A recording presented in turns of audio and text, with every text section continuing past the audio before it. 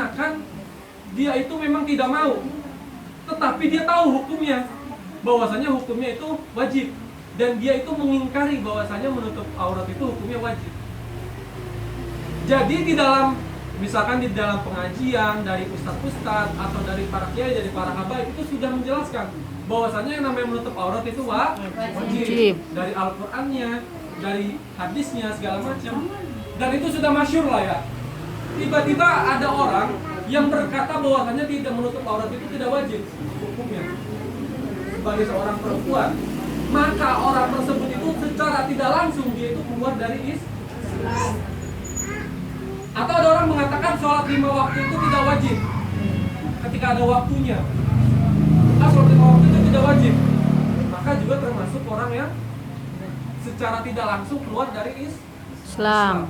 Kalau berbeda pendapat nggak masalah, tetapi kalau tidak meyakini ini yang salah. Yang saya maksud itu yang tidak meyakini.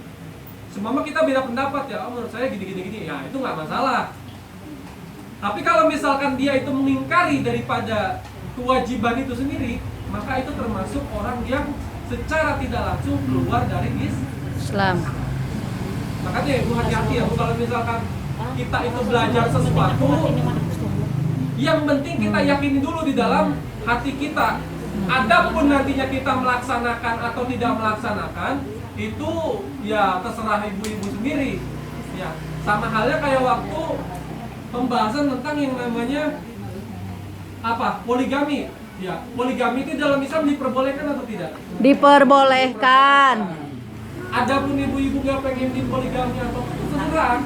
Yang penting kita tidak melarang atau tidak menyatakan bahwasanya poligami itu haram. Itu yang saya maksud ya. Jadi jangan sampai kita menyalahkan atau menggadaikan daripada keimanan kita untuk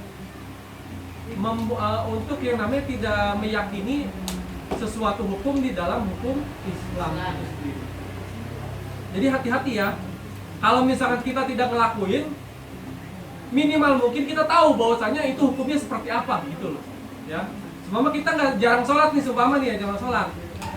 Seenggaknya dalam hati kita tuh tahu bahwasanya sholat itu memang wajib. Sudah cukup. Ya, jangan sampai nggak wajib ini apa segala macam, itu berbahaya. Bisa mengakibatkan kita secara tidak langsung keluar dari Islam. Inadan,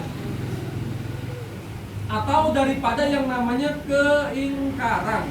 Ya, keingkaran karena arafal haq batinan wa qala bihilafihi. Atau dia itu ingkar. Ingkar itu apa? Seumpama dia ngomong bahwasanya sholat malam itu begini. Ya. Bukan jangan sholat malam deh, jangan sholat malam.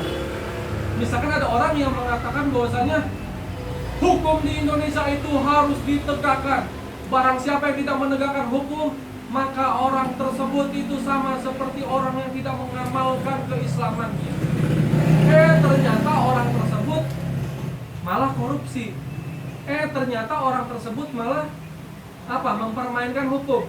Ternyata orang tersebut malah direvisi yang namanya hukumnya, diganti hukum-hukumnya. Maka orang tersebut secara tidak langsung murtad bi'inadi, atau yang dimaksud adalah karena dia itu ingkar. Dia mengatakan bahwasanya